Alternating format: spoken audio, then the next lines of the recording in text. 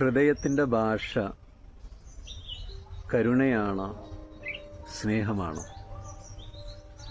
വാക്കുകളിലൂടെ അറിയാൻ കഴിയില്ലേ? കേൾവിയിലൂടെ അതിനെ കേൾക്കാൻ കഴിയില്ലേ?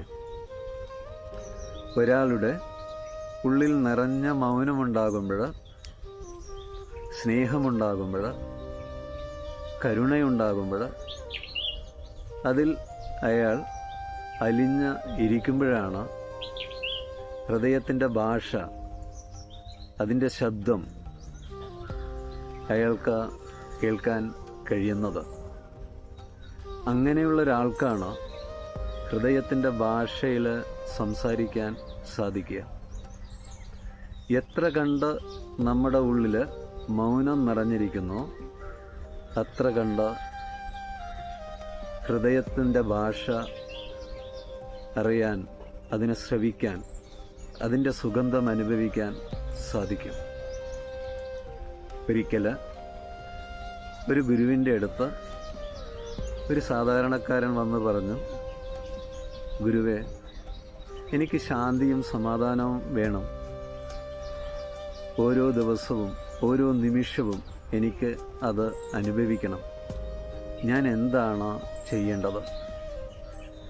ഗുരു ആ സമയത്ത് ഒന്നും പറയാതെ മൗനത്തിൽ അലിഞ്ഞ് കരുണയോടെ, സ്നേഹത്തോടെ ആ വന്ന ആളെ നോക്കി.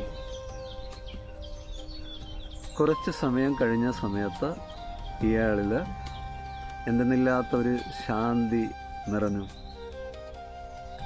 ഇയാൾ മനസ്സിലാക്കി, കരുണ, സ്നേഹം, മൗനം ഒരാളുടെ ഉള്ളിൽ നിറയുമ്പോഴാണ് നിറഞ്ഞ ശാന്തി അനുഭവിക്കാൻ കഴിയുക എന്നത്.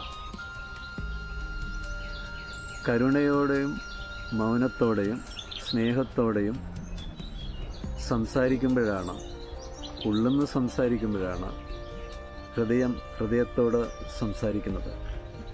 ഹൃദയം ഹൃദയത്തോട് സംസാരിക്കുമ്പോഴാണ് ആഴത്തിലുള്ള ഒരു ബന്ധം ഉണ്ടാക്കാൻ കഴിയുന്നത്.